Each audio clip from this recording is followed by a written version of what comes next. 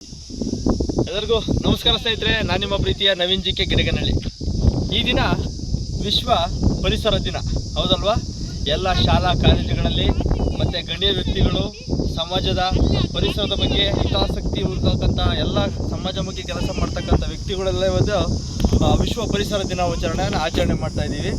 ಭಾಳ ಖುಷಿ, ಯಾಕೆಂದರೆ ಪರಿಸರವನ್ನು ಉಳಿಸ್ಬೇಕು, ಪರಿಸರವನ್ನು ಬೆಳೆಸಬೇಕು. ಯಾಕೆಂದರೆ ಪರಿಸರ ಇದ್ರೇ ನಾವು ಜೀವನಕ್ಕೆ ಮತ್ತು ಜೀವಿಸೋಕ್ಕೆ ಆಧಾರ ಆಗುತ್ತೆ. ಒಂದು ಪ್ರಾಣಿ ಪಕ್ಷಿಗಳಿಗೂ ಸಹ ಗಿಡ ಮರಗಳು ಆಸರೆ ಆಗ್ತದವೆ.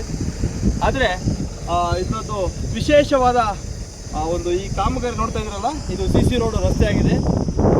ಈ ರಸ್ತೆಯ ಕಾಮಗಾರಿ ಮಾಡಿದಂತಹ ಒಬ್ಬ ಮೇಧಾವಿ ಇಂಜಿನಿಯರು ಪರಿಸರದ ಬಗ್ಗೆ ಎಷ್ಟು ಕಾಳಜಿಯನ್ನು ಹೊಂದಿದ್ದಾರೆ ಮತ್ತು ಪರಿಸರವನ್ನು ಯಾವ ರೀತಿ ಸಂರಕ್ಷಣೆ ಮಾಡ್ತಾರೆ ಅದನ್ನು ನಮ್ಮ ತಾಲೂಕಿನ ಎಲ್ಲ ಜನತೆಗೂ ತೋರಿಸ್ಬೇಕು ಅನ್ನೋದು ಆಸೆ ನಂದು.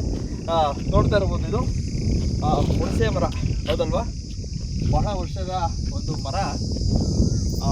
ಎಷ್ಟೋ ಜನಕ್ಕೆ ಆಸರೆ ಆಗಿತ್ತು, ನೆರಳಿಗೆ, ಪ್ರಾಣಿ ಪಕ್ಷಿಗಳಿಗೆ ಗೂಡು ಕಟ್ಕೊಳ್ಳೋಕ್ಕೆ ಆಸರೆ ಆಗಿತ್ತು. ಇಂಥ ಒಂದು ಮರದ ಬುಡದಲ್ಲಿ ನೋಡ್ತಾ ಇರ್ಬೋದು, ಎಲ್ಲ ಕಾಂಕ್ರೀಟ್ ಹಾಕಿದ್ದಾರೆ ಇವತ್ತು ಹೌದಲ್ವಾ? ಆ ಇಂಜಿನಿಯರು ಯಾರು ಅಂತ ಗೊತ್ತಾಗ್ತಾ ಇಲ್ಲ ನೋಡಿ. ಈ ರೀತಿ ವ್ಯವಸ್ಥೆ ಮಾಡ್ತಾ ಇದ್ದಾರೆ ಇಲ್ಲಿ. ಇಂಥ ಇಂಜಿನಿಯರ್ಗಳಿಗೆ ಯಾವ ಅವಾರ್ಡ್ ಕೊಡ್ಬೋದು, ದಯವಿಟ್ಟು ಸಂಬಂಧಪಟ್ಟ ಅಧಿಕಾರಿಗಳು ಮತ್ತು ಸಾರ್ವಜನಿಕ ಬಂಧುಗಳು ಪ್ರತಿಯೊಬ್ಬರು ತಿಳಿಸ್ಬೇಕು ಅಂತ ಹೇಳ್ಬಿಟ್ಟು ನಾನು ಈ ಮೂಲಕ ಕೇಳೋಕ್ಕೆ ಇಷ್ಟಪಡ್ತಾ ಇದ್ದೀನಿ.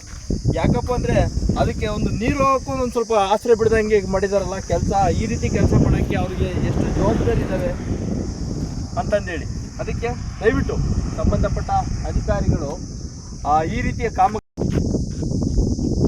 ಕಾಮಗಾರಿ ಸ್ಥಳಗಳಲ್ಲಿ ದಯವಿಟ್ಟು ಈ ರೀತಿ ಯಾವ್ದಾದ್ರು ಮರಗಳು ಅಥವಾ ಇನ್ನು ಯಾವುದೇ ಒಂದು ಚಿಕ್ಕ ಪುಟ್ಟ ಗಿಡಗಳೇ ಆಗಿರಲಿ, ರಸ್ತೆ ಬದಿಲಿರಲಿ, ಅಂಥ ಗಿಡಗಳಿಗೆ ಒಂದು ಬೇರಿಗೆ ಕನಿಷ್ಠ ಒಂದು 2 ಅಡಿ ಆದರೂ ಸುತ್ತ ನೀರು ಹೋಗೋಕ್ಕಾದ್ರೂ ಒಂದು ಆಸರೆ ಥರ ಮಾಡಿ ಅದರಂತ ನೀವು ಕಾಮಗಾರಿಯನ್ನು ಮಾಡ್ಬೋದು.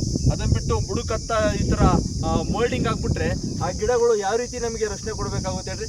ಆದ ಕಾರಣ ದಯವಿಟ್ಟು ಸಂಬಂಧಪಟ್ಟ ಅಧಿಕಾರಿಗಳು ಇನ್ನೂ ಹಸಿ ಇದೆ, ಆದಷ್ಟು ಬೇಗ ಇದನ್ನು ಏನು ಬುಡದ ಸುತ್ತ ಸಿಮೆಂಟ್ ಅಂತ ಕಾಂಕ್ರೀಟನ್ನು ತೆರವುಗೊಳಿಸಿ ಮತ್ತು ಇದಕ್ಕೆ ಮಣ್ಣು ಮತ್ತು ನೀರು ಹಾಕಿ ಈ ಗಿಡವನ್ನು ಉಳಿಸುವಂಥ ಕೆಲಸವನ್ನು ನೀವು ಮಾಡಬೇಕಂತಂದೇಳಿ ನಾವು ಈ ಮೂಲಕ ಕೇಳ್ಕೊಳ್ತಾ ಇದ್ದೀವಿ.